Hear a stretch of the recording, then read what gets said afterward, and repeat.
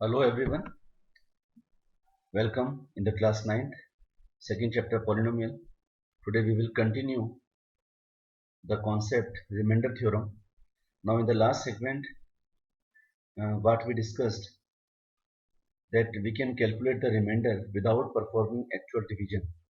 Now what are the significance of calculate remainder? Because by remainder we can decide a divisor is a factor of dividend or not, and by that we can calculate HCF LCM like that.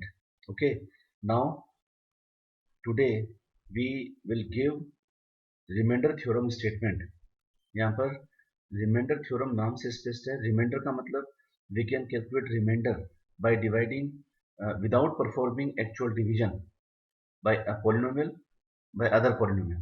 And theorem के बारे में बच्चों, theorem are logical statements which can be proven, जिनको हम prove कर सकते हैं with the help of logics. Okay, और आगे आप इसके बारे में चैप्टर 5 में पढ़ेंगे यूक्लिडियन ज्योमेट्री में. Okay, now remainder theorem statement. Let px be any polynomial of degree greater than or equal to 1 and let a be any real number.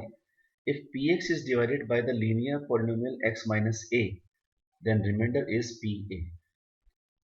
अब ये स्टेटमेंट है थ्योरम का. नाउ इसका प्रूफ बहुत आसान है. सी, we have polynomial px with degree greater than or equal to 1. Suppose px is divided by x minus a. Now you know very well, if a polynomial divided by another polynomial, certainly we will get two another polynomials, that is qx and rx, all four satisfying the relation px equal to x minus a multiplied by qx plus rx. Since the degree of x minus a is 1, so the degree of rx is less than of degree x minus a. बताया था आपको reminder की degree हमेशा divisor से कम होती है या फिर रिमाइंडर 0 होता है. Okay, so here rx is constant. Since degree of remainder is 1 and degree of rx is less than degree of x minus a, so degree of rx is 0. और जिसकी डिग्री 0 होती है पॉलिनोमियल की, वो क्या होता है? Constant polynomial. So here we replace rx by r. तो ऊपर जो स्टेटमेंट हमने लिखा px इक्वल टू, अब क्या हो जाएगा वो? px equal to x minus a multiply by qx plus r in place of rx, since r is constant. Okay, now in particular, if x equal to a, see what will happen if we put x equal to a in whole expression. So we will get pa. x की जगह हम a put कर रहे हैं because a is nothing but zeros of divisor. So if we put x equal to a, so we will get pa equal to a minus a multiplied by qa plus r. So a minus a 0, 0 multiplied by qa is 0. So we will get pa equal to r. This is the remainder theorem. R equal to pa means remainder is nothing but the value of polynomial at zeros of the polynomial. See, now we will discuss some exercise question. First of all, first question: find the remainder when x cube plus 3x square plus 3x plus 1 is divided by these 5 polynomials. So आपको पता है reminder calculate करना है तो हम without division भी find कर सकते हैं. कैसे? See, we will consider first part x plus 1. x plus 1 divisor है तो इसका जीरोस क्या हो जाएगा? x plus 1 equal to 0, then x equal to minus 1. Okay, so हम डिवाइड किए बिना भी फाइंड कर सकते हैं रिमाइंडर. इसमें डिवाइड करके दे रखा है, मैं आपको बता रहा हूँ तरीका, method. See, x plus 1 equal to 0 put कर दीजिए तो x इक्वल टू क्या आ गया? माइनस 1. ये जो पॉलिनोमियल आपको दे रखा है x cube plus 3x square plus 3x plus 1, इसको px मान लीजिए. नाउ x की जगह माइनस 1 पुट कर दीजिए. Why minus 1? Because minus 1 is the zero of x plus 1. So जैसे ही आप x की जगह माइनस 1 पुट करेंगे पॉलिनोमियल में, आपको जो वैल्यू मिलेगी that will be remainder. I hope clear हो गया होगा बिकॉज रिमाइंडर थ्योरम हमने डिस्कस कर लिया.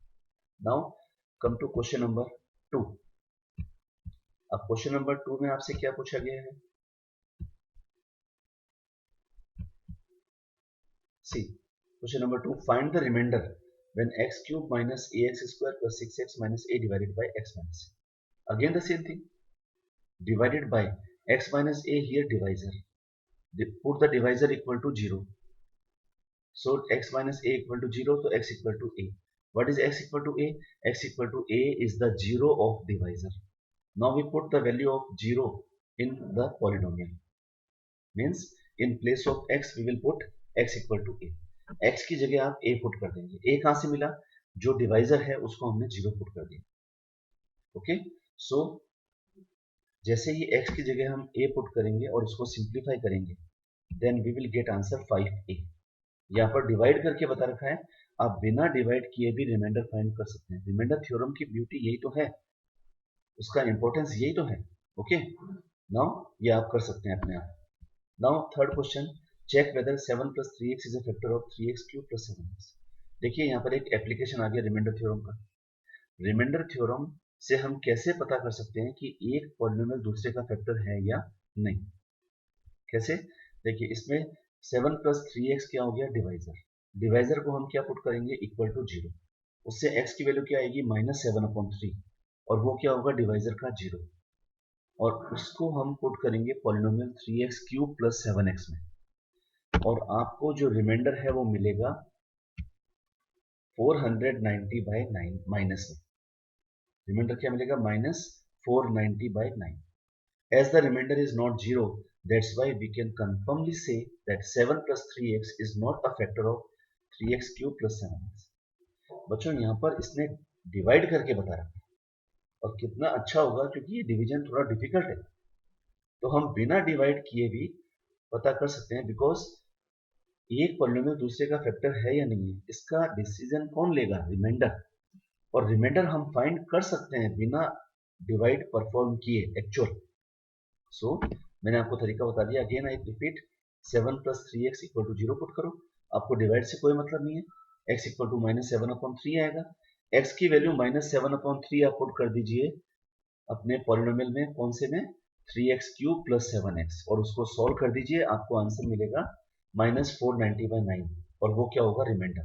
और क्योंकि रिमाइंडर 0 नहीं आया, इसका मतलब 7 plus 3x is not a factor of 3x cube plus 7x. In the next segment, we will discuss about the factor theorem. Till then, have a nice day.